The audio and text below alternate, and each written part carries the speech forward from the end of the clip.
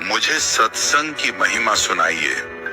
भगवान मुस्कुराते हुए बोले, नारद, तुम यहाँ से आगे जाओ, वहां इमली के पेड़ पर एक रंगीन प्राणी मिलेगा। वह सत्संग की महिमा जानता है, वही तुम्हें समझाएगा। नारद जी खुशी खुशी इमली के पेड़ के पास गए और गिरगिट से बातें करने लगे। उन्होंने गिरगिट से सत्संग की महिमा के बारे में पूछा। सवाल सुनते ही वह गिरगिट पेड़ से नीचे गिर पड़ा और छटपटाते हुए प्राण छोड़ बैठा।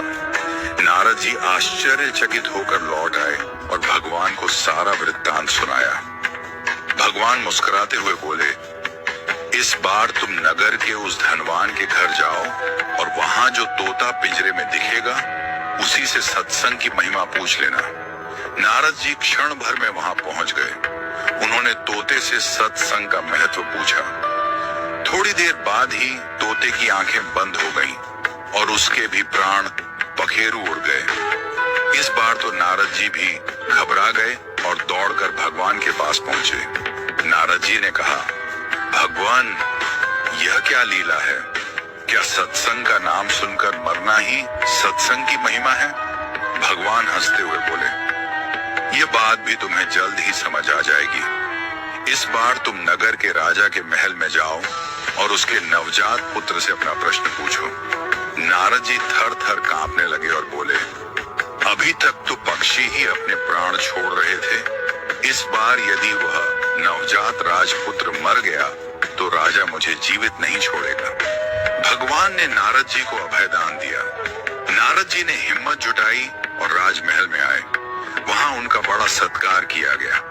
अब तक राजा को कोई संतान नहीं थी, अतः पुत्र के जन्म पर बड़े आनंदोल्लास से उत्सव मनाया जा रहा था। नारद जी ने डरते डरते राजा से पुत्र के बारे में पूछा। उन्हें राजपुत्र के पास ले जाया गया। पसीने से तरबतर, मन ही मन श्री हरि का नाम लेते हुए नारद जी ने राजपुत्र से सत्संग की महिमा का प्रश्न किया।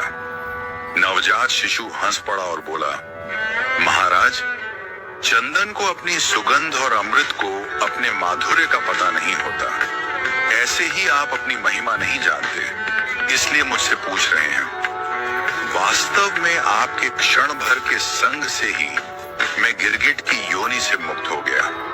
आपके दर्शन मात्र से तोते की क्षुद्र योनि से मुक्त होकर इस मनुष्य जन्म को पा सका।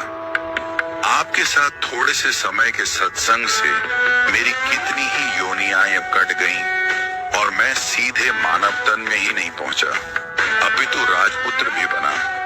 ये सत्संग का ही अद्भुत प्रभाव है।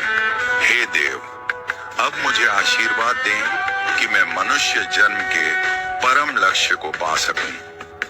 और बालक ने भगवान का नाम जपा, ओम नमो भगवते वासुदेवाय। भगवान विष्णु दूर वैकुंठ में मुस्कुरा रहे थे।